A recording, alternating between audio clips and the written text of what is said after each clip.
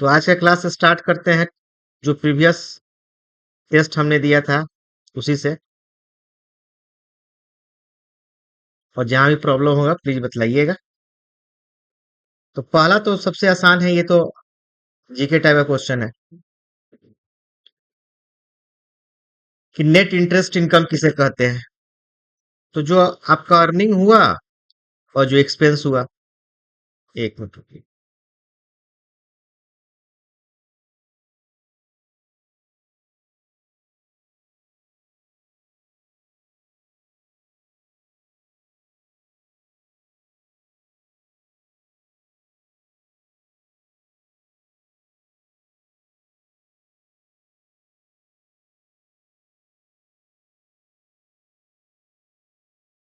ठीक है, यहाँ पे सही है। तो difference between interest earn and interest paid, यही आपका नेट इंटरेस्ट होगा। ये तो कॉमन आपका है, इसमें तो कहीं कुछ रिस्क एनालिसिस तो है नहीं। अब इंटरेस्ट रेट रिस्क, ये किसका पार्ट है? इंटरेस्ट रेट रिस्क किसका पार्ट हो सकता है? ऑपरेशनल रिस्क का पार्ट हो सकता है क्या? अब दो तरीका से आप क्वेश्चन को सॉल्व कर सकते हैं। एक तो आपको पुख्ता आंसर मालूम हो, ठीक है ना, तब आप सॉल्व कर सकते हैं कि यही एग्जैक्ट मुझे मालूम है, 2+2 एग्जैक्ट मालूम है कि 4 ही होगा। ठीक है। और दूसरा, आप ऑड मैन आउट भी कर सकते हैं कि हाँ 3 तो मालूम है कि ये नहीं होगा, चौथा के विषय में नहीं मालूम है। तो उस तरह से भी आप कर सकते हैं, केबीसी टाइप का खेल सकते हैं। लेकिन वो हर समय नहीं, आपके पास पूरा आंसर मालूम होना चाहिए। तभी चूंकि एनालिसिस कर रहे हैं इसीलिए। अब इंटरेस्ट रेट रिस्क तो आपका ऑपरेशन रिस्क में नहीं आएगा, कहाँ पर आएगा? मार्केट रिस्क में आएगा। कहीं कोई दिक्कत नहीं है, ठीक है ना। Operational risk arises, operational risk कहाँ पे आपको आएगा? जब आप ऑपरेशन वाला काम करेंगे, जैसे कि इंटरनल प्रोसेस फेलियर हो गया, इनएडिक्वेट और फेल्ड हो गया, पीपल या सिस्टम से फ्रॉड हो गया, या सिस्टम आपका शट डाउन अचानक से हो गया। एक्सटर्नल इवेंट भी आपका ऑपरेशन रिस्क का एक कारण बन सकता है। जैसे कि आपका कोई सुनामी आ गया, कोई आपका अर्थक्वेक आ गया, तो पूरा का पूरा का डेटा हो सकता है लॉस्ट हो जाए, उसको फिर रिकवरी के लिए जाइए, या सिस्टम आपका बर्बाद हो जाए, ठीक है ना। डिफॉल्ट ऑपरेशन रिस्क नहीं हो सकता है। तो एक चीज और नोट कीजिए अभी, ठीक है। पहला, आपके पास 4 रिस्क है। एक तो आपको क्रेडिट रिस्क है, इसके बाद से आपका लिक्विडिटी रिस्क है, मार्केट रिस्क है, एंड ऑपरेशन रिस्क है। समझ में आ रहा है ना? तो जिसमें आपका जो ऑपरेशनल रिस्क है, इसके विषय में आप कुछ भी नहीं कह सकते हैं कि कब आएगा और कितना आएगा। और जो पहले वाला जो घटना घट चुका है, अगला जो घटना होगा उससे उसका कोई तालमेल ही नहीं होगा। अब मान लेते हैं कि एग्जांपल के लिए अगर कोई बैंक में फ्रॉड हुआ है, 1 करोड़ रुपए का अगर फ्रॉड हुआ है, अगला जो फ्रॉड होगा वो 1 ही करोड़ का होगा, उससे कम होगा, उससे ज्यादा होगा, पता नहीं।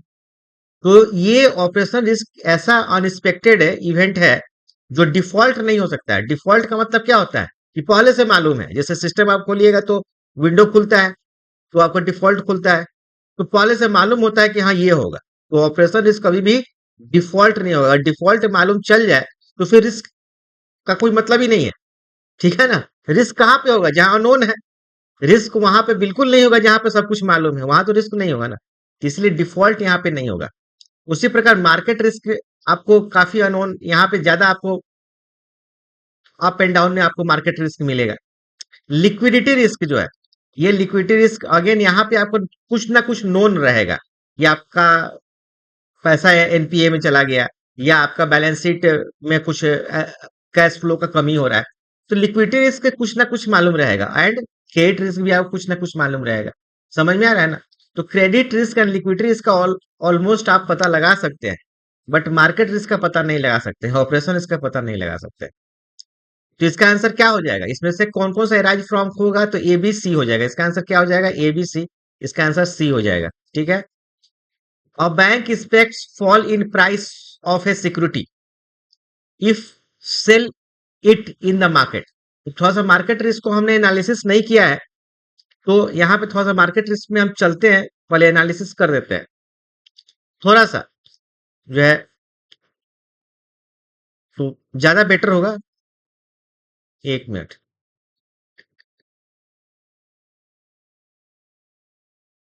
हम्म ये रहा आपका मार्केट रिस्क।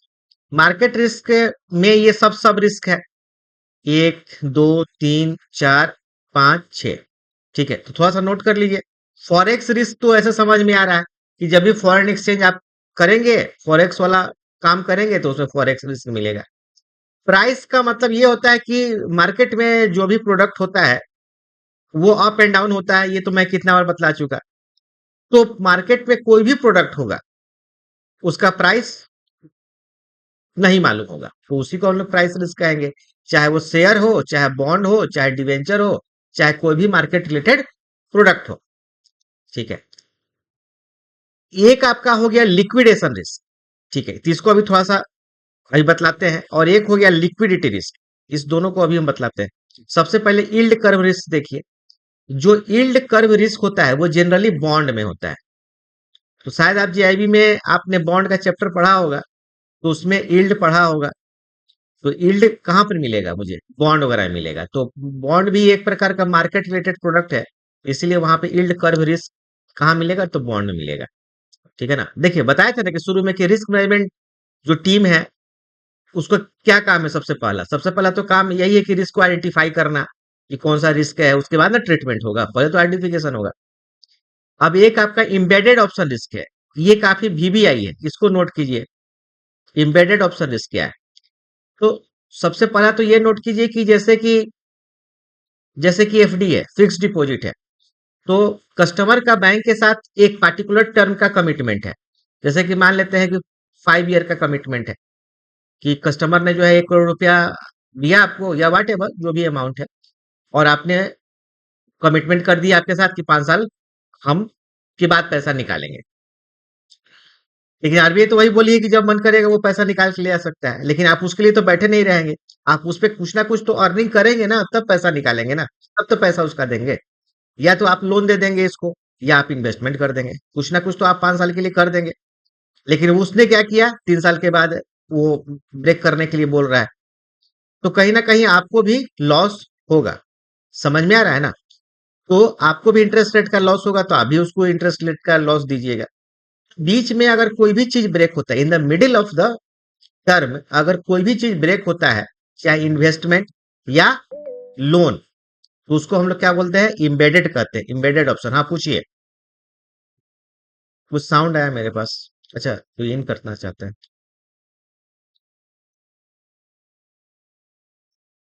ठीक है, तो उसको हम लोग क्या बोलेंगे? Embedded option risk. तो ये आपका इम्बेडेड ऑप्शन रिस्क हो गया। इम्बेडेड का मतलब क्या हुआ? कि मिडिल ऑफ द टर्म कोई चीज ब्रेक हो रहा है। तो आपको मालूम ही है कि जो आपका मार्केट है, इससे इसमें कोई भी प्रोडक्ट है, ये मैच्योरिटी वाला प्रोडक्ट तो होगा नहीं। जब भी होगा तो कभी भी आप इसमें इन कर सकते हैं एंड आउट हो सकते हैं, अपने प्रॉफिटेबिलिटी के अकॉर्डिंग, और अपना जब भी रिक्वायरमेंट हो उसके अकॉर्डिंग। तो बीच में तो ब्रेक होगा ना, तो उसको हम लोग क्या बोलेंगे? Embedded option. समझ में आ रहा है ना। धीरे धीरे करके और भी मालूम चल जाएगा आपको कि इम्बेडेड ऑप्शन में आप क्या करते हैं, कि चीजों को टर्म के पहले ब्रेक कर देते हैं, वो आपका इम्बेडेड ऑप्शन होता है। जैसे कि एग्जाम्पल के लिए आगे पढ़ेंगे कि आप बॉन्ड में दो प्रकार का ऑप्शन होता है, एक कॉल ऑप्शन होता है एंड पुट ऑप्शन होता है। तो कॉल ऑप्शन जो होता है कंपनी के लिए होता है, पुट ऑप्शन जो होता है कस्टमर के लिए होता है, कि बिफोर टर्म वो इंस्ट्रूमेंट को ब्रेक करके पैसा पूरा मांग सकता है, या वो पैसा पूरा दे सकता है। तो ये भी आपको इम्बेडेड ऑप्शन के अंडर आता है। इम्बेडेड ऑप्शन का मतलब बिफोर टर्म इंस्ट्रूमेंट को ब्रेक कर देना। ठीक है, इसमें बैंक को लॉस हो जाएगा। लोन का ही है, मान लेते हैं लोन वाला, मान लेते हैं कि होम लोन आपने कस्टमर को दिया, 20 साल का, 20 ईयर का होम लोन आपने दिया। अब कस्टमर को 10 साल तक बढ़िया से ईएमआई दिया, और आफ्टर 10 ईयर उसके पास कहीं से पैसा आ गया, और जो रिमेनिंग पार्ट है उसको ये वन टाइम पेमेंट कर देना चाहता है। तो आप रोकेंगे थोड़े, आप तो ले लेंगे। तो आपको लॉस क्या होगा? इंटरेस्ट का लॉस होगा, क्योंकि प्रिंसिपल तो आपको लेना ही लेना है। तो आप जो रिमेनिंग इंटरेस्ट है वो कस्टमर का बच गया, और आपका लॉस हो गया। तो इस लॉस को क्या बोलेंगे? इम्बेडेड। Embedded option risk. ठीक है ना। तो ये काफी इंपॉर्टेंट है, बहुत जगह आपको इम्बेडेड मिलेगा। अब चले आइए, दो रिस्क बच गया, एक आपका लिक्विडेशन रिस्क एंड दूसरा लिक्विडिटी रिस्क। तो ये मार्केट रिस्क में ये दो रिस्क आ रहा है। लिक्विडिटी यहाँ पे है। तो लिक्विडिटी का तो मतलब ही होता है कैश इन हैंड। और बैंक के पास अगर लिक्विडिटी रिस्क है, इसका मतलब है कि बैंक के पास कैश इन हैंड कम है, मतलब काम करने के लिए कम कम पैसा है। इसको थोड़ा सा और भी इलोबरेट करें तो शायद आपने रेशियो एनालिसिस पढ़ा होगा, करंट रेशियो। आपने नाम सुना है क्या, करंट रेशियो? किसी ने करंट रेशियो का नाम सुना है क्या? Current current, asset by current liability. Very good. Current asset बटे करंट लायबिलिटी, ये जनरली कितना होना चाहिए कंपनी के लिए? 1.33। और बैंक के लिए 1:2।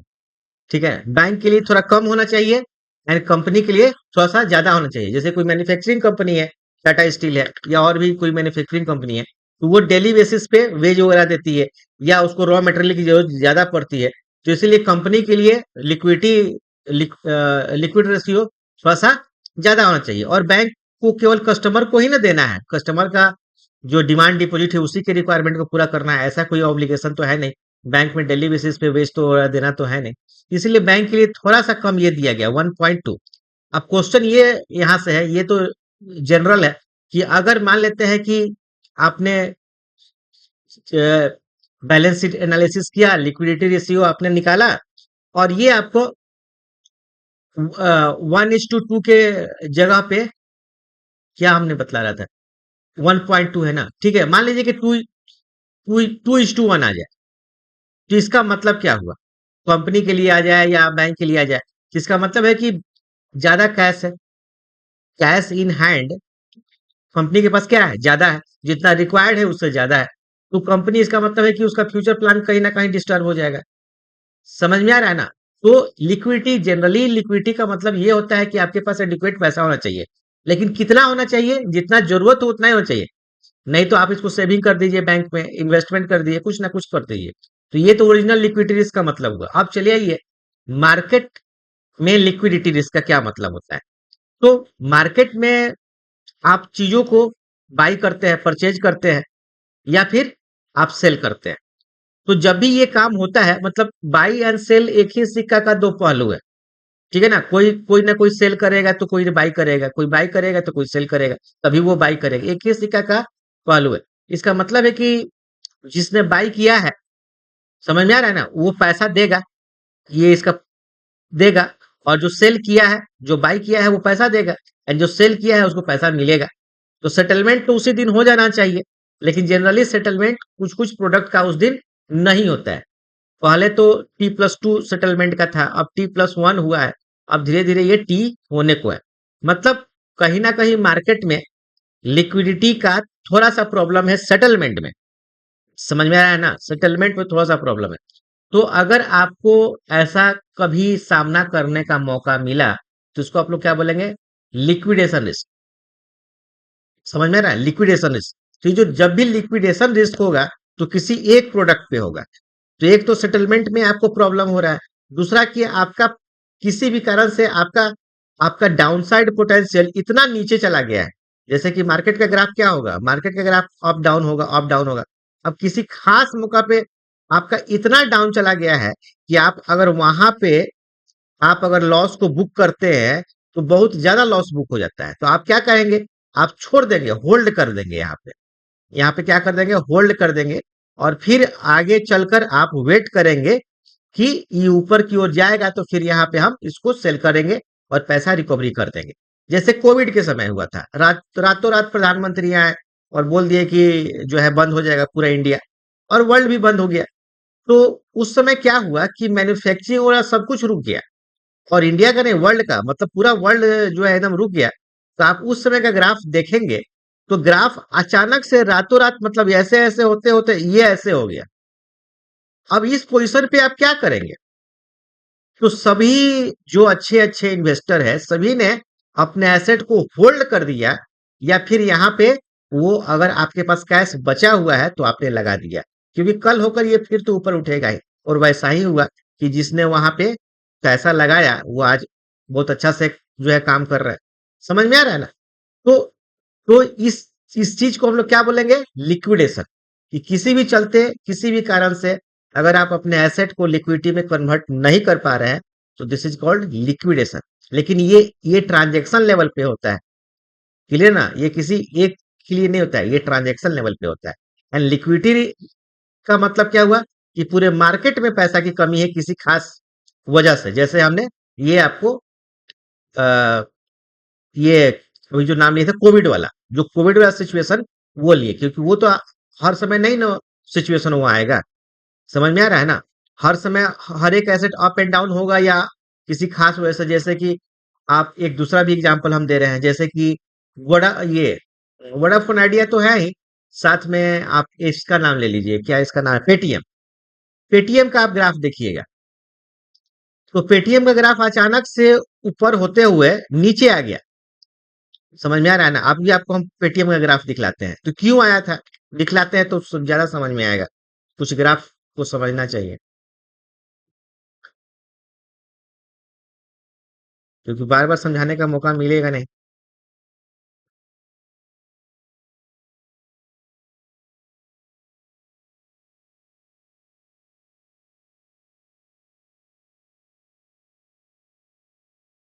देखिए, अभी अभी आपका पेटीएम का जो शेयर चल रहा है, ये आपका 1445 पे चल रहा है, जो बहुत अच्छा है।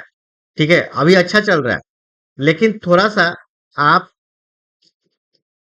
ये देखिए, मैक्सिमम पे में अगर हम चेक करते हैं, तो इसका जो शेयर स्टार्ट हुआ था, ये आपको स्टार्ट हुआ था 1500 से, 2021 नवंबर से, मतलब कोविड के बाद।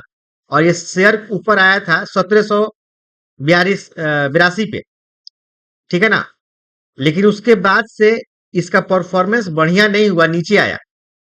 बट नीचे आया, लेकिन 1000 के आसपास वो ट्रेडिंग कर रहा था, 900 1000 के आसपास ट्रेडिंग कर रहा था।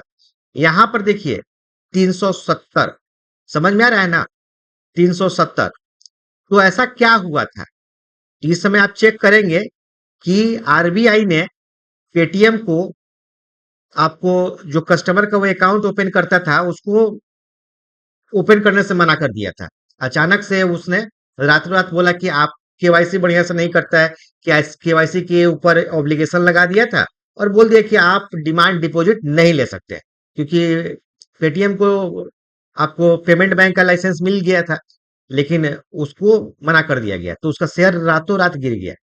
तो इसका मतलब यह हो कि जिसने मान लीजिए यहाँ परचेज वगैरह किया था, 900 पे किया था, अचानक शेयर अगर उसका गिर जाए, 400 पे आ जाए, तो वो क्या करेगा?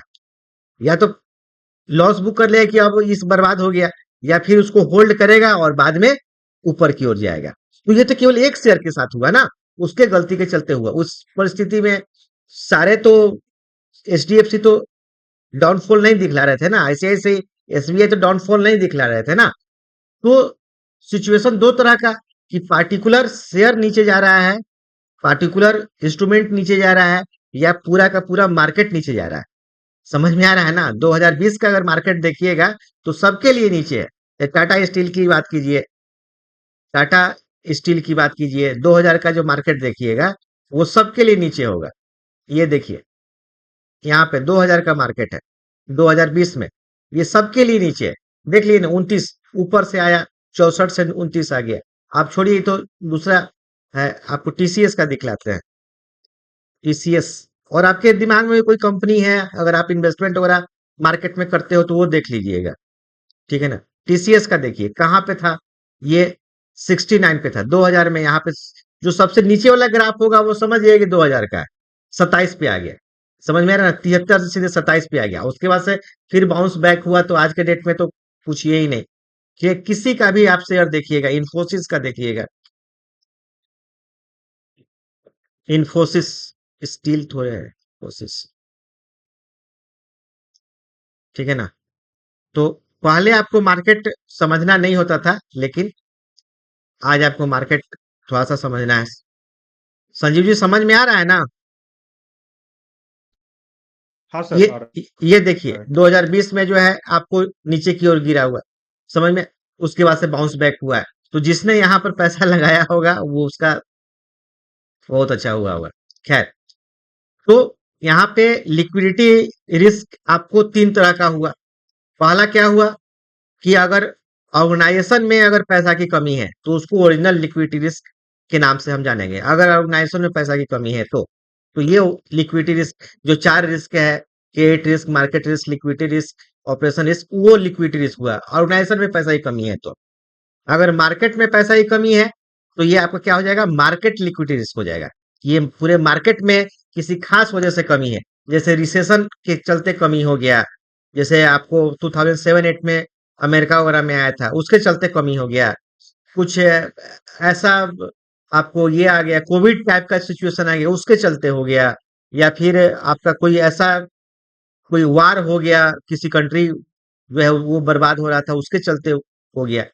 तो पूरे मार्केट में अगर लिक्विडिटी की कमी है, जिससे सारा मार्केट डाउन है, पैसा कन्वर्ट नहीं हो रहा है, तो उसको हम लोग आपको लिक्विडिटी रिस्क कहेंगे। और भी एक एग्जांपल है, ये मोदी जी रात में आए और कह दिए कि ये पार्टिकुलर नोट बंद हो गया, तो सारे लोग जो है वो तबाह कि नोट अब है ये नहीं है मार्केट में, मतलब पैसा उन्होंने किसी का नहीं छीना, एसेट किसी का नहीं छीना, नोट बंद कर दिया। मतलब एक्चुअली हुआ क्या, लिक्विडिटी गायब हो गया, तो आपको पैसा मिल ही नहीं रहा था, केवल 2,000 रुपया मिल रहा था। ठीक है ना, केवल 2,000 मिल रहा था, इसके अलावा कुछ भी नहीं मिल रहा था। कुछ दिन के बाद ये सिचुएशन सही हो गया। तो लिक्विडिटी, मार्केट लिक्विडिटी रिस्क का क्या मतलब हुआ, ये पूरा मार्केट में पैसा की कमी है, जिसके चलते आपको प्रोडक्ट बाई करने में, सेल करने में प्रॉब्लम हो रहा है।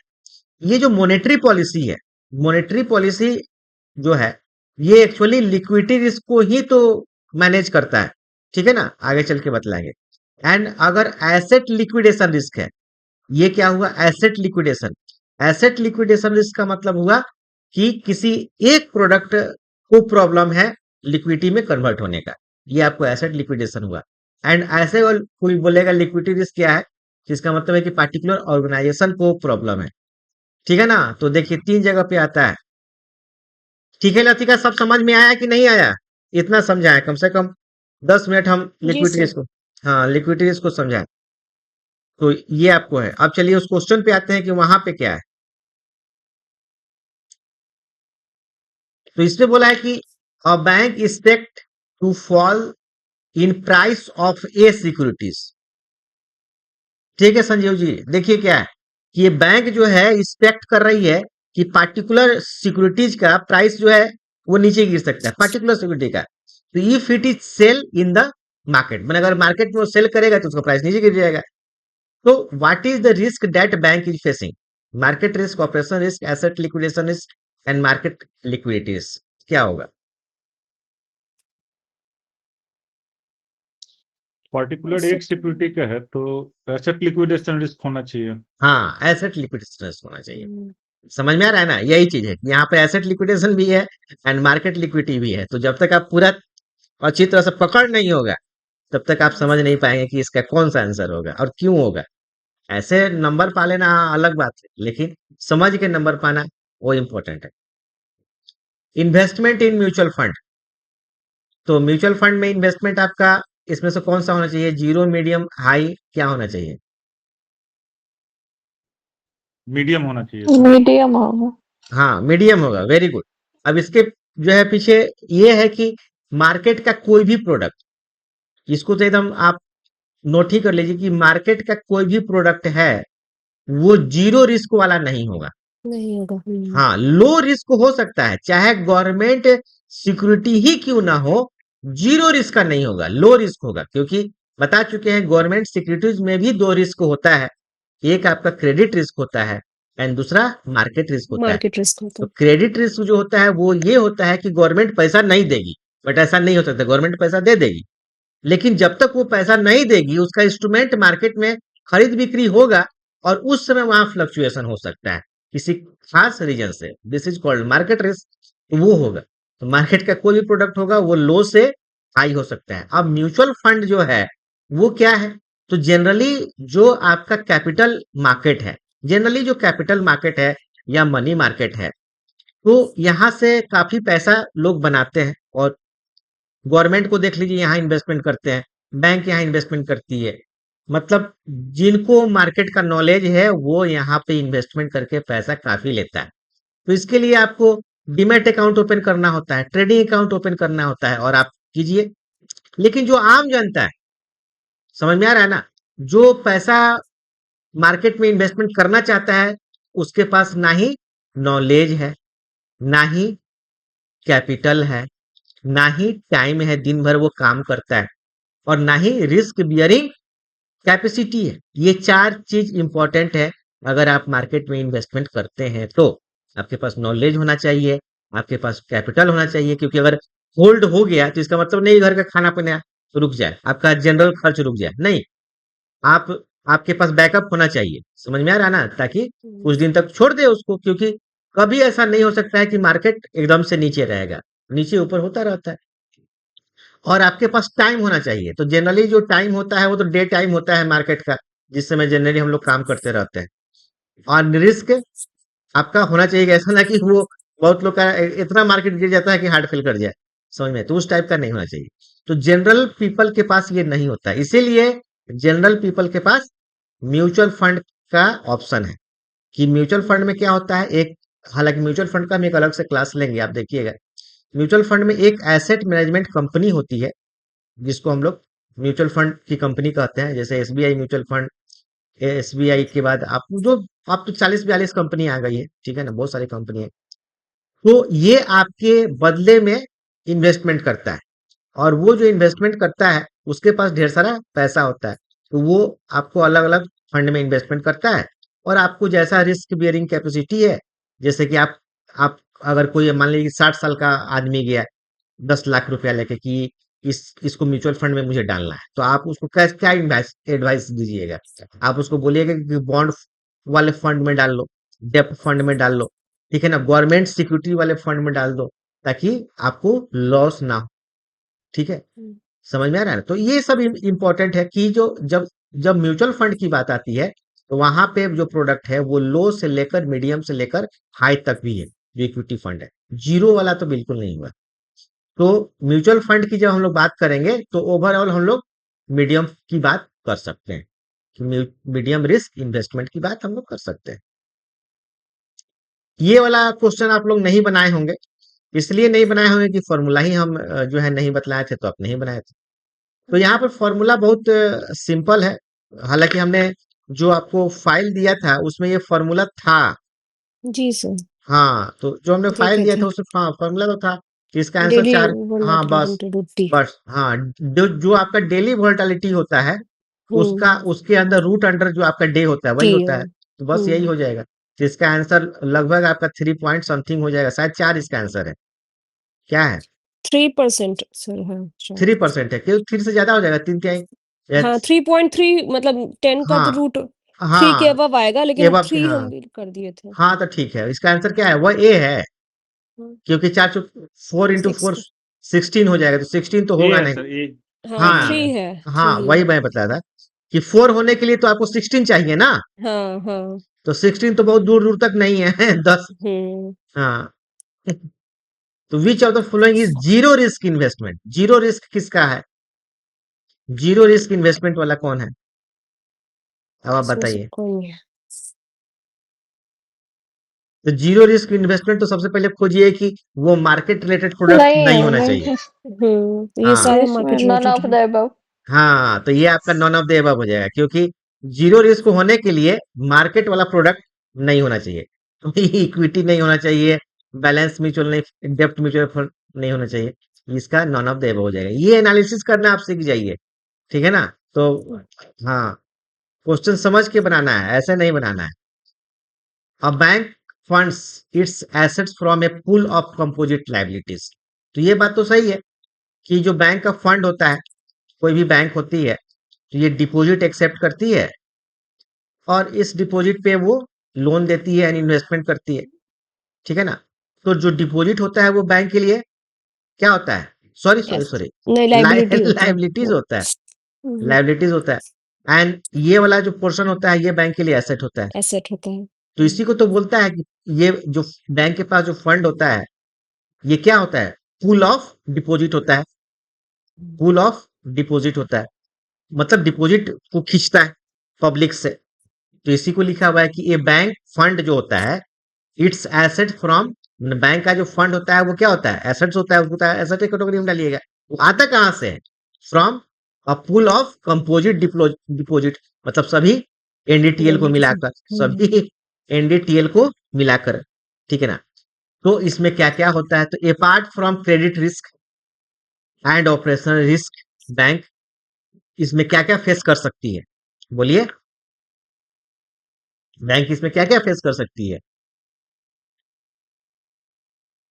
जब जब कोई पार्टिकुलर रिस्क की बात हो नहीं हो रही है, तो आप इसको क्या बोलेंगे, बेसिस रिस्क। समझ में आ रहा है ना। जब आपको पार्टिकुलर मार्केट रिस्क आप कैसे कह सकते हैं, लिक्विडिटी रिस्क कैसे कह सकते हैं, मिसमैच रिस्क कैसे कह सकते हैं। तो जब हम लोग दो कंपोजिट रिस्क की बात करते हैं, पूरे एसेट को पूरे लाइबिलिटी से हम लोग कंपेयर करते हैं, तो वहां पे क्या होता है, बेसिस रिस्क होता है। ठीक है। हाँ, जी सर। हाँ, धीरे धीरे करके ये आ जाएगा। ये क्वेश्चन बड़ा इंटरेस्टिंग है कि कोई एक बैंक जो है, ब्रांच 1 करोड़ रुपया लोन का सैंक्शन की है, अभी डिसबर्स नहीं की है, सैंक्शन की है। ठीक है। सैंक्शन करने में एंड डिसबर्स करने में थोड़ा सा फर्क है, वो एक ही दिन हो जाता है, लेकिन हाँ, अभी सैंक्शन लिखा है, वर्डिंग पे ध्यान देना है। तो to a borrower, which of the following risk the branch is taking, अब लिखा है कि इसमें से कौन सा रिस्क ब्रांच कर रही है। समझ में आ रहा है ना। तो सबसे पहले तो आप क्रेडिट रिस्क को जो आता है सो पहले लगा देना है, क्योंकि लोन देगी तो क्रेडिट रिस्क आएगा ही, मार्केट रिस्क तो नहीं आएगा ना, नहीं। क्योंकि ये मार्केट से कोई मतलब नहीं, इसका रेट ऑफ इंटरेस्ट वगैरह सारा डॉक्यूमेंटेशन बैंक खुद करेगी, तो मार्केट रिस्क तो नहीं होगा। ऑपरेशनल रिस्क हो सकता है, ऑपरेशनल रिस्क बाय डिफॉल्ट नहीं होता है, मतलब अचानक से ऑपरेशनल रिस्क बाय डिफॉल्ट तो नहीं होगा, लेकिन सबके साथ बाय डिफॉल्ट जुड़ा रहता है, इसमें समझने वाली बात है कि ऑपरेशन रिस्क, जैसे कि आपने उधर जो क्वेश्चन था कि बाय डिफॉल्ट होता है ऑपरेशन रिस्क, तो नहीं होता है, लेकिन बाय डिफॉल्ट सभी रिस्क के साथ इंक्लूड रहता है। इस दोनों सेंटेंस में फर्क है कि नहीं। बाय डिफॉल्ट नहीं होता है, ऑपरेशन रिस्क बाय डिफॉल्ट नहीं होगा, सुनिए मेरी बात, ऑपरेशन रिस्क बाय डिफॉल्ट नहीं होगा, मतलब पहले से मालूम नहीं रहेगा, लेकिन ऑपरेशन रिस्क सभी रिस्क के साथ जुड़ा हो सकता है, ठीक है ना। हाँ, जुड़ा हो सकता है, तो इसीलिए डॉक्यूमेंटेशन का कंप्लायंस आपने पूरा नहीं किया है, तो ऑपरेशन रिस्क हो सकता है कि जो आपका केवाईसी पूरा करना है या कंप्लायंस पूरा करना है वो आपने पूरा नहीं किया, तो ऑपरेशन रिस्क हो सकता है, ऑपरेशन रिस्क होगा। ठीक है ना। अब आ गया liquidity risk and interest rate risk. समझ, तो लिक्विडिटी रिस्क हो सकता है क्योंकि सैंक्शन अभी हुआ है, डिसबर्स नहीं हुआ है, इसलिए आपका लिक्विडिटी रिस्क, तो पहला, चौथा एंड पांचवा। इंटरेस्ट रिस्क तो अगेन मार्केट रिस्क के कारण हो सकता है, तो ये दोनों तो लगभग नहीं होगा। तीसरा है, दूसरा तो नहीं होगा, तो इसका आंसर क्या होगा, फर्स्ट 4 5, फर्स्ट 4 5, इसका आंसर सी होगा। समझ में आ रहा है ना। तो धीरे धीरे एनालिसिस करने आ जाएगा। इसके बाद से है रिस्क मिटिगेशन। तो मिटिगेशन क्या होता है, मिटिगेशन जो होता है ब्रेक लगाना। हाँ, तो ये एक ऐसा उपाय है जिससे रिस्क का इंटेंसिटी कम हो जाए, ये एक ऐसा उपाय है, इस इससे रिस्क का इंटेंसिटी कम हो जाए, तो इससे दोनों चीज का आपका दोनों चीज इफेक्ट करता है, आपको डाउनसाइड पोटेंशियल भी इफेक्ट करता है एंड अपसाइड पोटेंशियल भी इफेक्ट करता है। फॉर एग्जाम्पल, जैसे कि मान लेते हैं कि आप सिंपल अगर शेयर में इन्वेस्टमेंट करते हैं, तो आपका ग्राफ ज्यादा होगा। समझ में आ रहा है ना। तो downside potential and upside potential ज्यादा होगा, लेकिन अगर आप म्यूचुअल फंड के थ्रू अगर शेयर मार्केट में जाते हैं, तो उसका जो ग्राफ होगा वो थोड़ा सा आपको कम कम होगा, फ्लक्चुएशन रहेगा। कम फ्लक्चुएशन होगा। ठीक है। तो इसका मतलब है कि जो म्यूचुअल फंड है, जैसे जो म्यूचुअल फंड है, वो क्या है, एक प्रकार का शेयर मार्केट का मिटिगेशन है। ठीक है ना। तो जब भी आप मिटिगेशन करते हैं, तो दोनों प्रभावित होते हैं, अपसाइड भी एंड डाउन साइड भी, मतलब जितना शेयर बेनिफिट दे सकता है उतना म्यूचुअल फंड तो बिल्कुल नहीं देगा, लेकिन उसके लिए आपको नॉलेज रिस्क भी चाहिए, लेना टाइम पड़ेगा। चाहिए, रिस्क चाहिए, बहुत कैपिटल भी चाहिए, उस तरह का आदमी चाहिए, और भी बहुत कुछ चाहिए। तो इसीलिए म्यूचुअल फंड, तो इसमें दोनों होगा कि both the statement are correct, इसमें दोनों स्टेटमेंट क्या हो जाएगा, सही। Financial risk is defined as, financial risk को आप कैसे डिफाइन करेंगे, तो ये शायद क्वेश्चन हम बताए थे कि अनसर्टेनिटीज, फाइनेंशियल रिस्क क्या होता है, एक प्रकार का अनसर्टेनिटीज होता है, ऐसे रिस्क ही अनसर्टेनिटीज होता है। कि वो मालूम ही नहीं है किधर से आ जाएगा, कब आ जाएगा। ठीक है ना?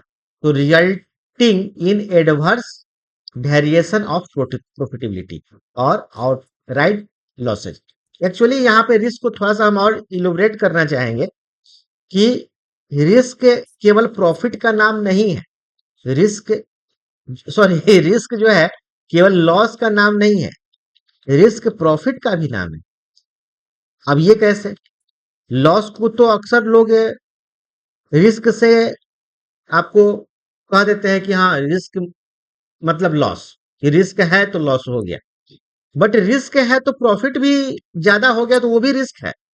फॉर एग्जाम्पल, कि मान लेते हैं कि आप अगर 100 रुपया कहीं पे लगाएं मार्केट में, और आप सोचे कि आपको 110 रुपया मिल जाएगा या 120 रुपया मिल जाएगा।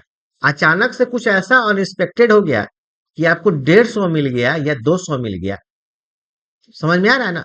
तो तो अभी के लिए सही है, बट आपका अगर फिर से आप सोचेंगे कि ठीक है अब 500 लगा दो, ये सीधे 1000 दे देगा, डबल कर देगा। तो यहाँ पे आप मात खा सकते हैं, क्योंकि एक बार जो हुआ वही अगला बार आएगा, ये कोई जरूरी नहीं है। इसीलिए कहा जाता है कि ज्यादा अगर आपको प्रॉफिट आ जाए तो ये भी एक प्रकार का रिस्क है। रिस्क का मतलब ये थोड़ा है कि कुछ अनएक्सपेक्टेड हो गया, समझे? और लॉस हो गया तब तो आप उसको, आप रिस्क से आप उसको जोड़ ही रहे हैं। ज्यादा प्रॉफिट आ जाए तो भी रिस्क ही है। क्लियर ना? तो दोनों चीज आपका है। फाइनेंशियल रिस्क में आपको आउटराइट लॉस या प्रॉफिटेबिलिटी दोनों की संभावना होती है। एडवर्स वेरिएशन ऑफ प्रॉफिटेबिलिटी मतलब जितना हो रहा है उससे कहीं ज्यादा हो गया। समझ में आ रहा है ना? उससे ज्यादा हो गया। अभी आप देखिए, अभी स्पेस एक्स का जो रॉकेट है अभी जाके चांद से टकरा गया है। ये लेटेस्ट न्यूज मालूम है ना? समझ में आ रहा है? ये आप देखिए, अभी स्पेस एक्स जो है वो सबसे पहले वही बतलाए एलन मस्क की हम रीयूजेबल रॉकेट बना सकते हैं। तो ये बढ़िया चीज है, प्रॉफिट है। बट अभी क्या हुआ, जाके चांद से टकराया गया। ये बहुत पूरे वर्ल्ड में ये हंगामा हो गया है कि कैसे इसका जो डायरेक्शन है ये भटक गया अपने डायरेक्शन से, वगैरह वगैरह। तो इस बात को समझिए कि सही डायरेक्शन में काम करना है। ज्यादा प्रॉफिट आ जाए तो खुश नहीं होना है। आज है कल दिक्कत हो सकता है, सभी को लेके डूब सकता है। तो फाइनेंशियल रिस्क इज डिफाइंड जो है वो पहला होगा। ठीक है ना? केवल जो यहाँ पे है कि आउटराइट लॉस ही होगा, केवल ये नहीं होगा। ठीक है ना? Uncertainty is cash flow, variation in net cash flow. समझ में आ रहा है ना? सबसे अच्छा आंसर क्या है? वो ए है। अब न्यूमेरिकल जो क्वेश्चन होता है उसमें आप एग्जैक्ट आंसर निकाल सकते हैं। कभी कभी थोड़ा सा कंफ्यूजन होता है कि ये भी हो सकता है, ये भी हो सकता है, ये भी हो सकता है, तो कुछ परसेंटेज सही हो सकता है। लेकिन आप उस क्वेश्चन को, उस आंसर को सिलेक्ट कीजिएगा जिसमें ज्यादा सही होगा। तो इसका आंसर क्या है? यही है ना? हाँ सर, यही है। ठीक है। स्ट्रेटजिक रिस्क क्या होता है? स्ट्रेटजिक रिस्क क्या होता है बताइए? ये ये अदर रिस्क में आता है। स्ट्रेटजिक रिस्क आपको इंटरेस्ट रेट रिस्क का पार्ट नहीं है, ऑपरेशन का ही पार्ट नहीं है, लिक्विडिटी का है, तो इसका क्या हो जाएगा? नन ऑफ द अबव हो जाएगा। Strategic risk and reputation risk ये आपको अदर रिस्क में आता है। ऑब्जेक्टिव ऑफ लिक्विडिटी मैनेजमेंट क्या होता है? तो प्रॉफिटेबिलिटी के लिए है। अगर कोई भी बैंक, अब ये तो कहा गया है बैंक के मैनेजमेंट, कि जो बैंक का रिस्क मैनेजमेंट है, ये आगे चल के आप देखेंगे रिस्क मैनेजमेंट है। ठीक है? इसको दो ही काम तो करना है। एक आपको लिक्विडिटी को मैनेज करना है और एक सॉल्वेंसी को मैनेज करना है।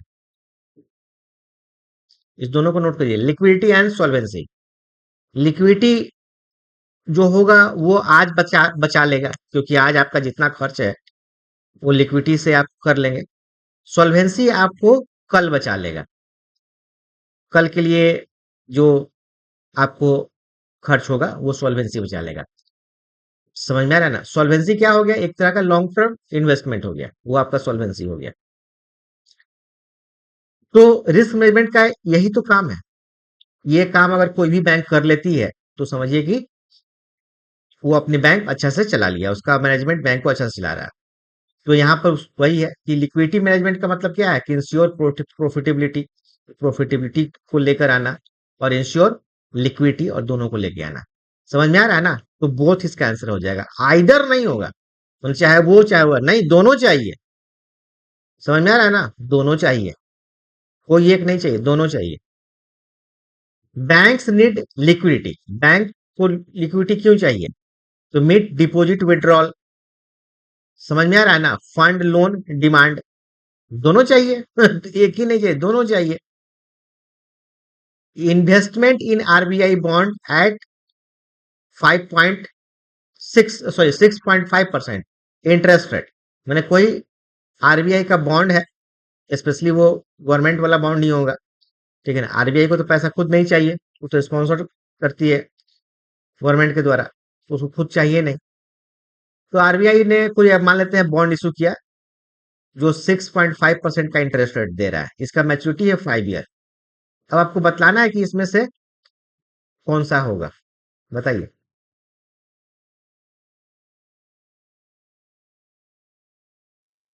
Lower risk. क्यों जीरो रिस्क क्यों नहीं होगा? वो तो 5%, 6.5% तो ये दिया हुआ है, बोलिए। हम भी आंसर जीरो रिस्क ही मारे थे, लेकिन आंसर है तो वो लोअर आंसर, रिस्क। आंसर का छोड़िए ना, हो सकता है मिस्टेक हुआ हो। आप बताइए कि जीरो रिस्क क्यों नहीं होगा? आंसर देख के हम थोड़े सीखेंगे, हम सीख के आंसर देंगे तो एक्चुअली मार्केट में बॉन्ड इशू हुआ है ना सर। हाँ, ये बात बोलिए कि बॉन्ड कहाँ पर इशू होगा? तो मार्केट में होगा, मार्केट में, मार्केट हाँ, में। मार्केट में जीरो रिस्क कभी नहीं हो सकता कभी है। नहीं हो सकता है, इसीलिए जीरो रिस्क नहीं है, ठीक है ना? इसीलिए लो रिस्क है, चूंकि इस पे 6.5 दे दिया है, आरबीआई का है, तो चलो बहुत ज्यादा रिस्क नहीं है, इसमें आप इन्वेस्टमेंट कर दो, और बहुत ज्यादा प्रॉफिटेबिलिटी भी नहीं है, 6.5 क्या है, कुछ ज्यादा नहीं, तो इसीलिए इसका आंसर आपका बी होगा। The key driver in managing a business is seeking enhancement in क्या? कोई भी बिजनेस जो मैनेजमेंट करते हैं उसका की क्या होता है, कि उसका प्रयास क्या होता है एक्चुअली?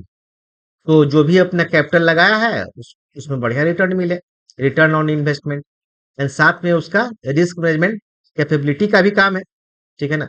क्योंकि बिजनेस है तो विदाउट रिस्क तो हो ही नहीं सकता है, तो रिस्क मैनेजमेंट वो कर ले। And risk adjusted return on capital, मतलब कम बेसी करके वो, तो सभी हो जाएगा इसमें, all of the above. Which of the following is are characteristics of the assets held in trading? तो अगेन ट्रेडिंग बुक आपको हम बता दिए हैं, ठीक है ना? तो इसका भी किसी को मालूम है? ट्रेडिंग बुक का दो कैरेक्टरिस्टिक्स बतलाए थे, बैंकिंग बुक का दो कैरेक्टरिस्टिक्स बताए थे। बैंकिंग बुक का क्या कैरेक्टरिस्टिक्स बताए थे? बैंकिंग बुक का दो कैरेक्टरिस्टिक्स आपको बताए थे कि इसके जो प्रोडक्ट होंगे वो आपको ऑलमोस्ट मैच्योरिटी रहेगा। मैच्योरिटी वाले होगा, और दूसरा एक्यूरल बेसिस ऑफ अकाउंटिंग को फॉलो करे। लेकिन जो ट्रेडिंग बुक का होगा, वो वाला जो प्रोडक्ट होगा वो नो मैच्योरिटी वाला होगा, ज्यादातर प्रोडक्ट नो मैच्योरिटी वाला होगा, और साथ में ये क्या होगा, M2M बेसिस को फॉलो करेगा, मार्क टू मार्केट, ठीक है? तो पहला क्या है कि they are normally not held until maturity, तो ये तो सही है, पहला सही है कि they are normally not held until maturity, मतलब कहीं उसका मैच्योरिटी वाली बात ही नहीं है। तो they are normally held until maturity नहीं ये मैच्योरिटी वाली बात तो हो ही नहीं सकती, कि they are normally held until maturity and accrual system of accounting, ये तो आपका बैंकिंग बुक का है, ये कैरेक्टरिस्टिक्स किसका है? बैंकिंग बुक का है।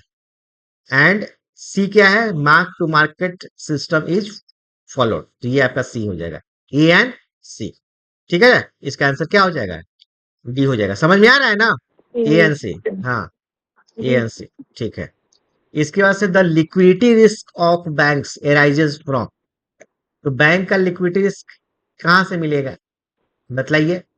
तो बैंक का डिफिनेशन क्या है कि bank is a financial institution which accept deposits deposit for the purpose of loan and investment, मतलब ये दोनों मैच करना चाहिए, यहाँ से यहाँ को रिटर्न देना है विथ प्रॉफिट, तो यहाँ से लेना है, तो मैच करना चाहिए, तो मैच कब करेगा? तो दोनों मान ले कि ये अगर 5 साल का है तो ये भी 5 साल का हो, तो मैच कर गया। मान लेते हैं कि ये अगर 4 साल का है या ये 5 साल का है, चलो फिर भी ठीक है, बैंक के पास लिक्विडिटी आके रखा हुआ है, देन हो रहा है। बट अगर ये 5 साल का है और ये 4 साल का हो जाएगा तो मुश्किल है। सर ये गलत लिख दिए क्या? ना ना, गलत लिख दिए बिल्कुल। अगर ये 5 साल का है और ये 4 साल का है तब तो आसान है, क्योंकि पैसा आके रखा हुआ है, ठीक है ना। 4 साल के मतलब क्या है कि पैसा आकर रखा हुआ है, और 5 साल होगा तो ये आसानी से इसको दे सकता है। ये तो सही है। मतलब अगर आपका जो एसेट है वो अगर शॉर्ट टर्म है और लॉन्ग टर्म लाइबिलिटी है तो सही है, ठीक है ना। लेकिन अगर आपका पैसा अगर ये लॉन्ग टर्म है, ये आपका लॉन्ग टर्म है एंड ये आपका शॉर्ट टर्म है, तो मुश्किल है। इस बात को समझ रहे हैं ना? तो यहाँ पे आपको रिस्क है, क्योंकि अभी तक पैसा आया नहीं और पैसा जाने को रेडी है, तो यहाँ पे मुश्किल है। यहाँ पे बैंक को लिक्विडिटी रिस्क का जोखिम है और इस पैसा का बैंक को अलग से इंतजाम करना होगा। तो funding of long term asset by short term liability, long term asset by short term liability, ठीक है ना। Funding of short term asset by long term liability और funding of long term liability by short term asset, कौन होगा? आप तो सब बता दिए, बताइए कौन होगा। ए होगा सर। कहीं कोई दिक्कत किसी को?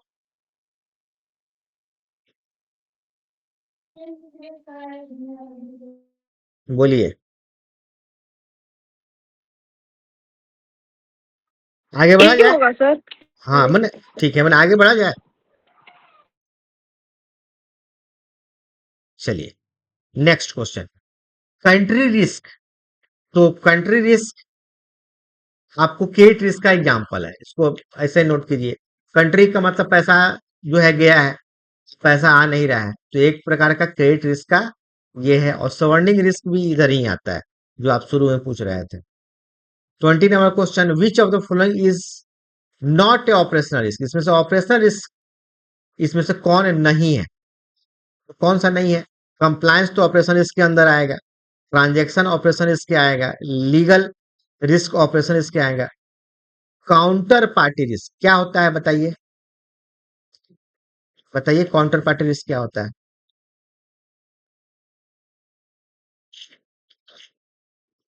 बोलिए।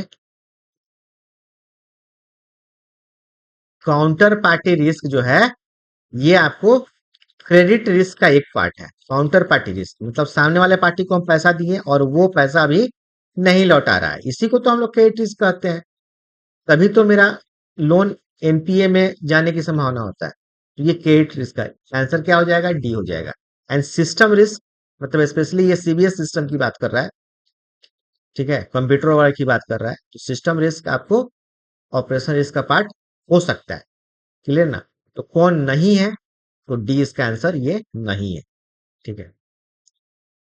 ए fraud committed by a large number of customer, customer जो है हो गया है कि ये fraud committed by large number of customer on a bank would basically result in क्या? इससे क्या होगा?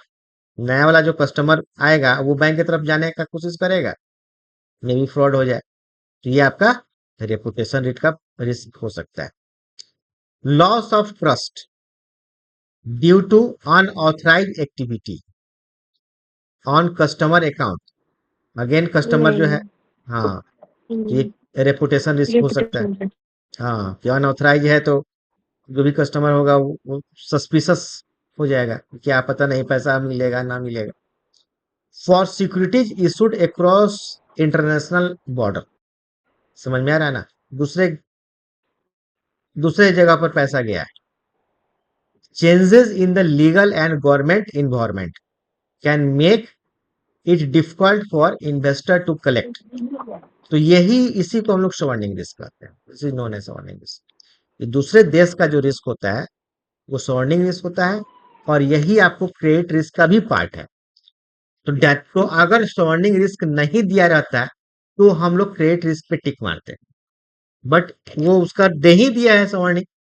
तो आप जैसे कि बताया ना कि market liquidity risk, asset liquidation risk, तो अगर एसेट लिक्विडेशन नहीं दिया हुआ है तो मार्केट लिक्विडिटी रिस्क हम टिक मारेंगे, लेकिन स्पेसिफिक अगर दिया हुआ है तो फिर हम उसको क्यों, होल वाले को क्यों टिक मारेंगे। तो इसलिए इसका आंसर क्या हो जाएगा, बी हो जाएगा। और बैलेंस शीट रिस्क तो ऐसा कुछ होता नहीं है, ठीक है ना। बैलेंस शीट रिस्क में ऐसा क्या होता है, या तो एसेट रिस्क बोलो या लायबिलिटी बोलो। बैलेंस शीट रिस्क में दोनों कैसे हो सकता है, ठीक है ना। Insolvency risk, insolvency, solvency, solvent अभी हमने बताया। सॉल्वेंट का मतलब क्या है, सॉल्वेंट का मतलब आपके पास भविष्य के लिए पूरा है पैसा, ठीक है। तो नोट कर लीजिए इसको कि इंटरनेशनल बॉर्डर के बाद अगर कोई बात हो रहा है तो वो आपको सवर्निंग रिस्क के अंडर आता है। Examples of of balance sheet activity, तो ऑफ बैलेंस शीट एक्टिविटी का तो आपको हम बता ही चुके हैं कि इसका लेटर ऑफ क्रेडिट है और फिर गारंटी है, बैंक गारंटी, ये ऑफ बैलेंस शीट है। उसके साथ ये सारे भी हैं, लोन सेल्स, ये आप पढ़ेंगे, आपको लोन सेल्स जब हम क्रेडिट रिस्क पढ़ाएंगे, तो आज से हम क्रेडिट रिस्क स्टार्ट करने जा रहे हैं, थोड़ा सा बतलाएंगे, पूरा समय चला गया। Foreign exchange market transaction and trading in financial future, ये सभी जो है आपको ऑफ बैलेंस शीट एक्टिविटीज है। इसका आंसर डी हो जाएगा। That's all.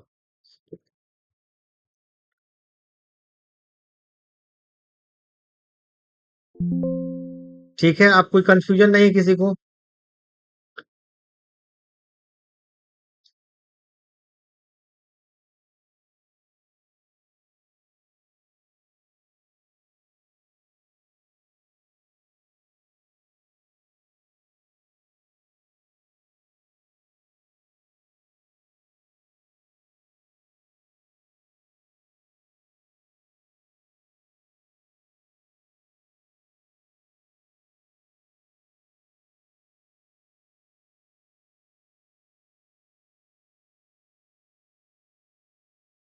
तो चार तरह का रिस्क है,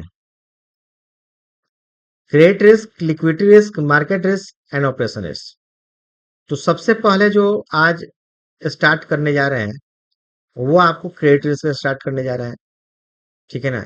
तो ये चार चैप्टर है आपका, credit risk, liquidity risk, market risk, operation risk. तो क्रेडिट रिस्क के बाद हम लोग लिक्विडिटी रिस्क को पढ़ेंगे और मार्केट रिस्क को बाद में पढ़ेंगे, थोड़ा सा ये टिपिकल है। ऑपरेशन रिस्क को पढ़ेंगे, जो हल्का वाला है उसको पहले पढ़ लेंगे ताकि हल्का हल्का पहले समाप्त हो जाए, देन मार्केट रिस्क को पढ़ेंगे, ठीक है ना।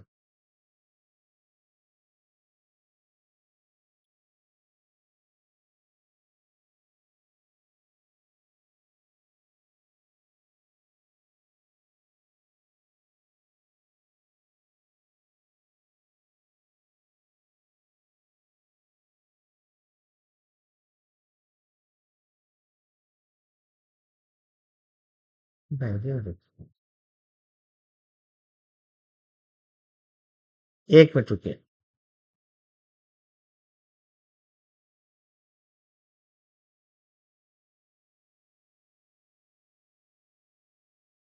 इतना ज्यादा रिस्क है कि कभी कभी स्टूडेंट लोग बोर होने लगता है कि सर कितना रिस्क है, बट अगर कोई चीज है तो समझना है, क्या किया जा सकता है, छोड़ा भी तो नहीं जा सकता है।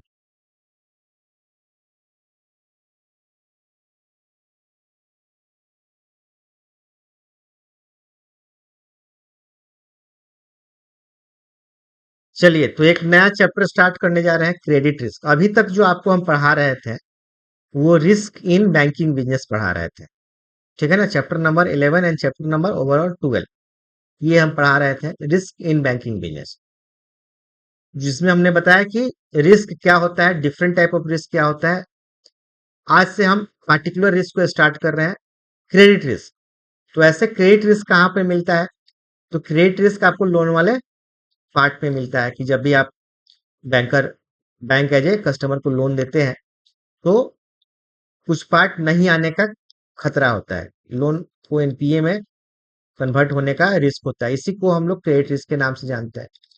बट क्रेडिट रिस्क सिर्फ यही नहीं मिलता है, क्रेडिट रिस्क इन्वेस्टमेंट वाला पार्ट में भी मिलता है। कैसे मिलता है, कि बहुत सारे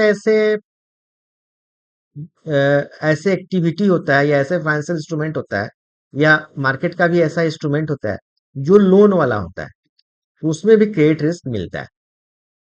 तो वन बाई वन करके देखते हैं कि कैसे कैसे क्रेडिट रिस्क मिल सकता है। सबसे पहले तो है कि credit risk is defined as a possibility of losses associated with deterioration in credit quality of borrower borrowers और काउंटर पार्टीज, यही काउंटर पार्टी वहां पे लिखा हुआ था। तो तो उसका क्रेडिट क्वालिटी गिर रहा है। डिटोरिएशन का मतलब क्या होता है? गिरना होता है। क्रेडिट क्वालिटी उसका गिर रहा है। समझ में आ रहा है ना? पहले सिविल स्कोर कुछ और था, 700 था, 750 था, अब 680 हो गया है, गिर रहा है। तो पॉसिबिलिटी है कि वो आने वाले समय में प्रॉब्लम क्रिएट कर सकता है, ईएमआई नहीं दे सकता है।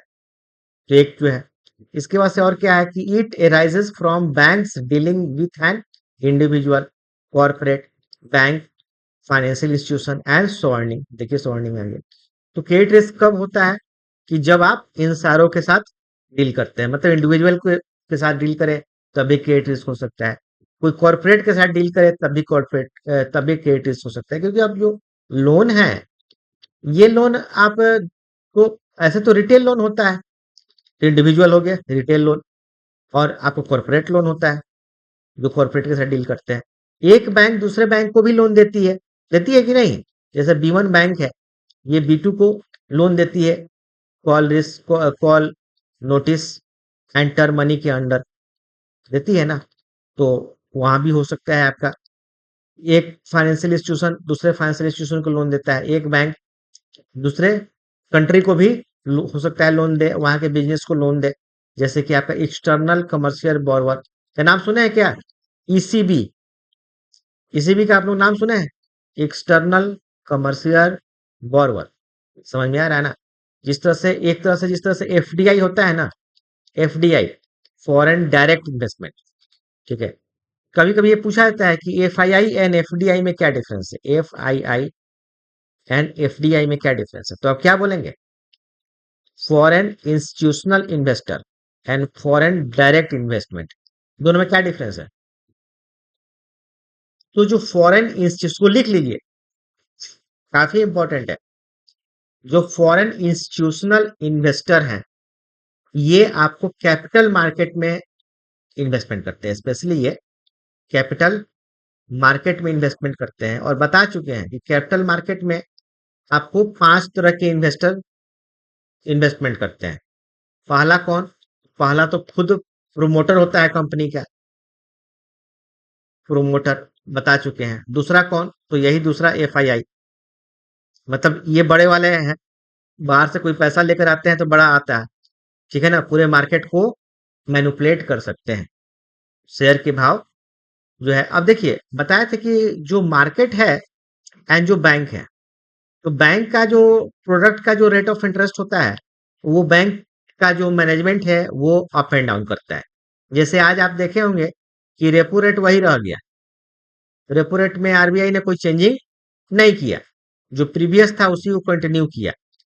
तो बैंक भी अपने लोन का, अपने एफडी का रेट ऑफ इंटरेस्ट का कोई चेंजिंग नहीं करेगा, लेकिन जरूरी नहीं है।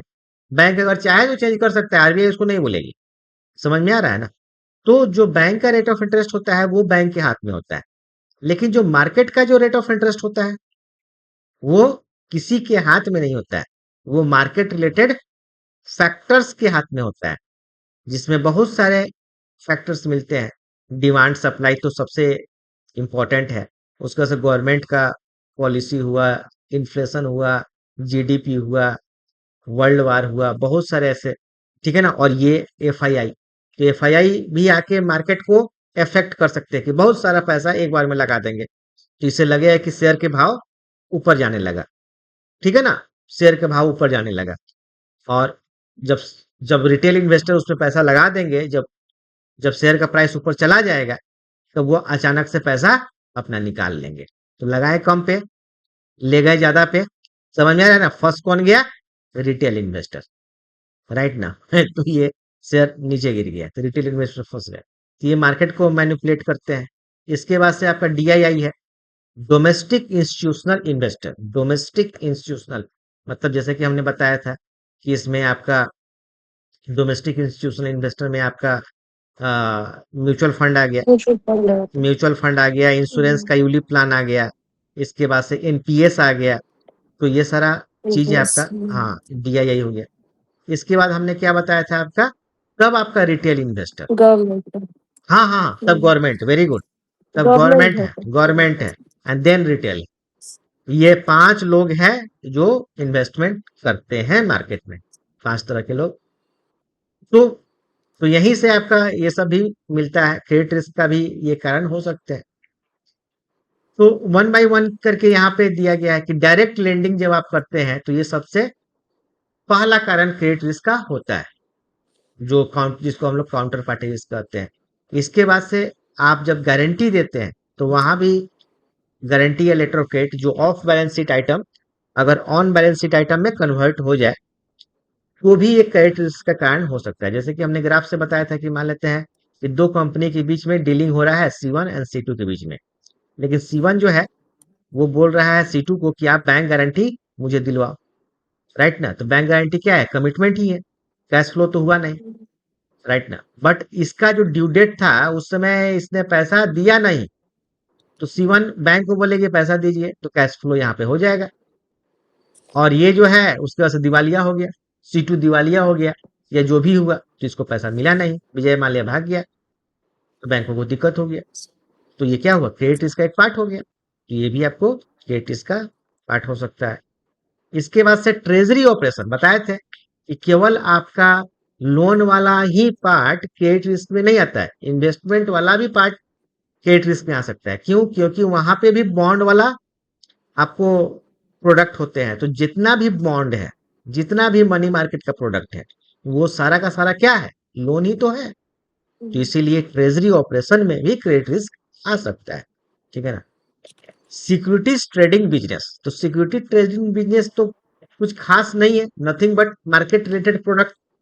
तो उसी का एक दूसरा रूप हुआ। क्रॉस बॉर्डर एक्सपोजर, जो सवर्निंग रिस्क हमने बताया, क्रॉस बॉर्डर एक्सपोजर जो आपका ईसीबी है, ECB cross border exposure, that's all. इसका अगर हम लोग ऑर्गेनाइजेशनल स्ट्रक्चर की बात करें तो ये पूछता नहीं है, लेकिन जो रिस्क मैनेजमेंट एक जनरल जो स्ट्रक्चर है वही ये फॉलो करता है कि सबसे ऊपर आपका बोर्ड ऑफ डायरेक्टर डायरेक्टर होता है, उसका रिस्क मैनेजमेंट कमेटी होती है और उसका सपोर्ट ग्रुप होता है, हाँ बस वही चीज सबका है। इसीलिए इसमें कहीं कुछ खास नहीं है। मेन चीज यहाँ से स्टार्ट होता है कि रिस्क आइडेंटिफिकेशन, कि रिस्क जो आइडेंटिफिकेशन आप करेंगे क्रेडिट रिस्क का, ये आप 2 लेवल पे करेंगे, एक आपका ट्रांजेक्शन लेवल पे करेंगे एंड दूसरा आप पोर्टफोलियो लेवल पे करेंगे, ठीक है। ट्रांजेक्शन लेवल पे जो आपको 2 चीज है, एक डिफॉल्ट रिस्क है एंड दूसरा डाउनग्रेड रिस्क है। डिफॉल्ट रिस्क का मतलब क्या हुआ कि पैसा नहीं दिया, तो डिफॉल्ट रिस्क हुआ।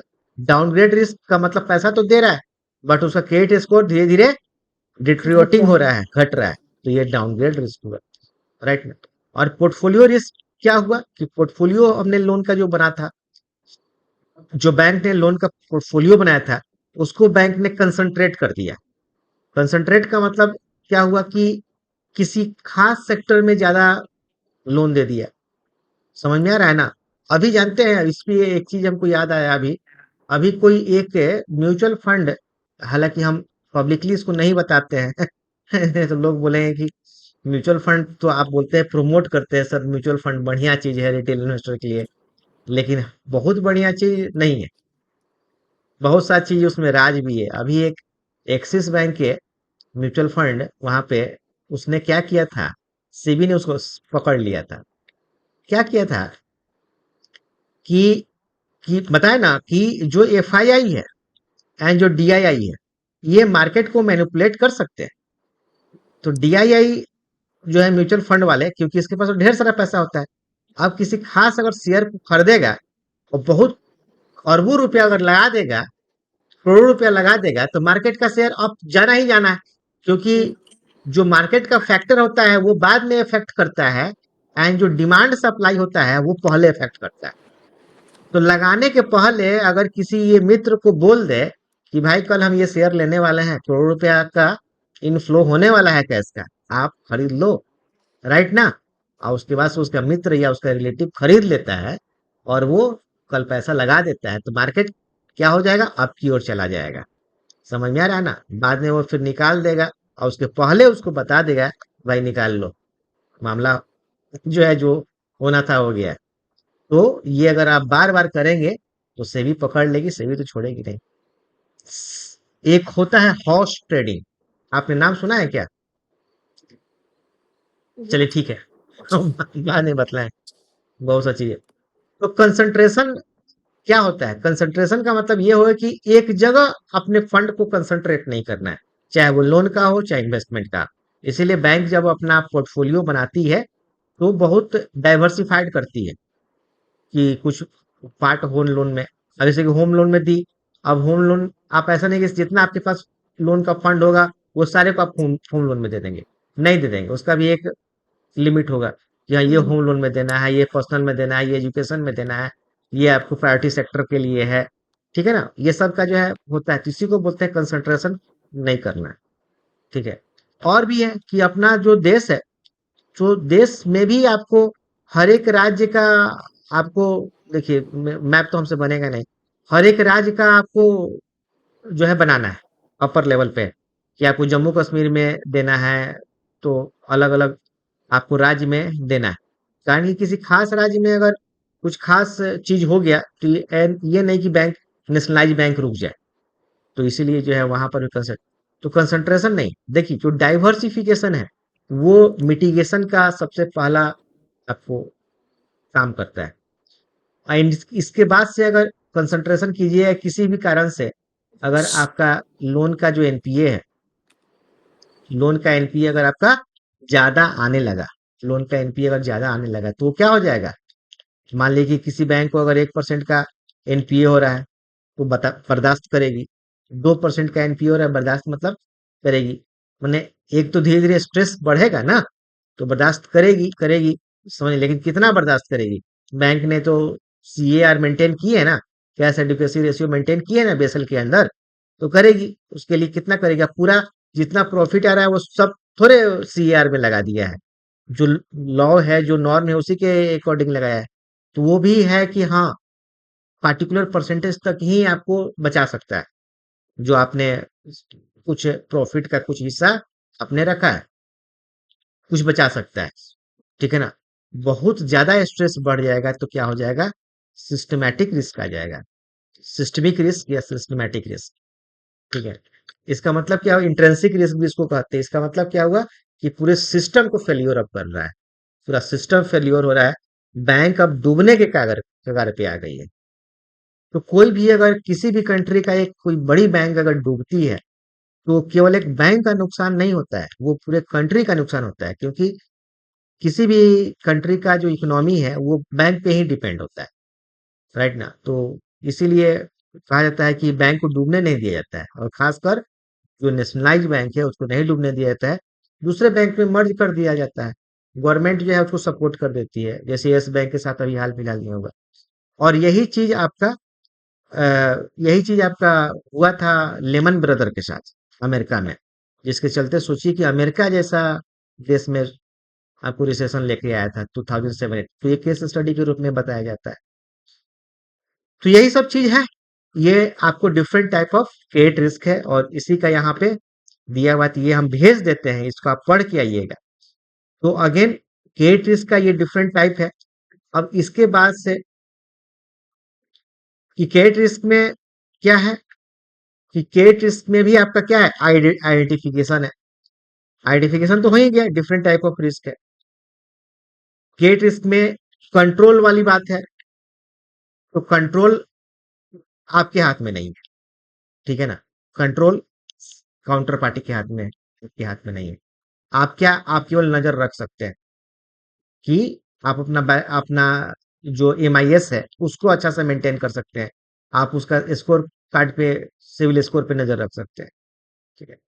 आपको क्रेडिट रिस्क में जो सबसे इंपॉर्टेंट चीज आता है वो आपका रिस्क मिटिगेशन आता है। फिर ना, रिस्क मिटिगेशन क्या होता है कि आपने पहले से कुछ उपाय करके रखा है क्या, कि अगर रिस्क हो जाए तो आप झेल सकें। जैसे कि बताया था कि ना, लोन अगेंस्ट गोल्ड। अगर लोन अगेंस्ट गोल्ड आप देते हैं तो आपने गोल्ड को अपने पास रखा है कि अगर इसका पैसा नहीं लौटाओगे तो गोल्ड को सेल करेंगे और पैसा ले लेंगे। तो ये एक प्रकार का मिटिगेशन हुआ। जी ना। मिटिगेशन जो है आप पहले करते हैं एंड कंट्रोल आप बाद में करते हैं। तो कंट्रोल तो इसमें कुछ कर नहीं सकते हैं क्योंकि वो तो कस्टमर के हाथ में है। हाँ, मार्केट रिस्क में आप कंट्रोल कर सकते हैं, इसमें कंट्रोल नहीं कर सकते हैं। मिटिगेशन कर सकते हैं। तो इसमें मिटिगेशन आपको दो लेवल पे है, एक ट्रांजेक्शन लेवल पे एंड दूसरा पोर्टफोलियो लेवल पे। ट्रांजेक्शन लेवल पे आपका जो ट्रेडिशनल मेथड है वही आप यूज करते हैं।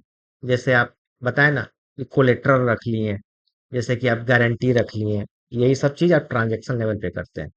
जो पोर्टफोलियो लेवल पे है वो आप एसेट सिक्योरिटाइजेशन करते हैं, करते हैं एंड क्रेडिट डेरिवेटिव्स करते हैं। तो एसेट सिक्योरिटाइजेशन क्या होता है, जो सरफेसी एक्ट आपने जीआईबी में पढ़ा होगा वही आपको कुछ कुछ एसेट सिक्योरिटाइजेशन है। एंड क्रेडिट डेरिवेटिव्स क्या है, तो डेरिवेटिव्स का एक पार्ट है। तो अगेन मैं कल सब नोट्स भेजूंगा, इसको आप जो है एक बार पढ़ के आइएगा। इसीलिए बीच में एक दिन का टाइम है कि आपको रिवीजन करने का टाइम मिल जाए और चीजों को पढ़ के आइएगा। ठीक है ना। और एक वीडियो हम सरफेसी एक्ट का भेजेंगे अलग से, जिसको आप पढ़ के आइएगा। वो हो सकता है 2-3 वीडियो सरफेसी एक्ट का, क्योंकि सरफेसी एक्ट जो पार्ट है ये आपको जीआईबी का है। सरफेसी एक्ट आप लोग सरफेसी एक्ट पढ़े हैं ना। पढ़े हैं सर। हाँ, तो वो आपका जीआईबी का पार्ट है, तो इसीलिए उसको एक बार पढ़ के आइएगा तो हम उसको ब्रीफ कर देंगे। क्योंकि पूरा का पूरा सरफेसी एक्ट पढ़ाने के लिए कम से कम 3 घंटे का समय चाहिए, 2 क्लास चाहिए पूरा का पूरा। तो वीडियो जो हमने प्रीवियस क्लास में पढ़ाया आप दे देंगे, उसको आप देख लीजिएगा। एक दिन के बीच में आपके पास टाइम रहेगा, कल देख लीजिएगा। तो आज का क्लास इतना ही तक। अगर किसी कुछ बोलना है, पूछना है तो बताइए।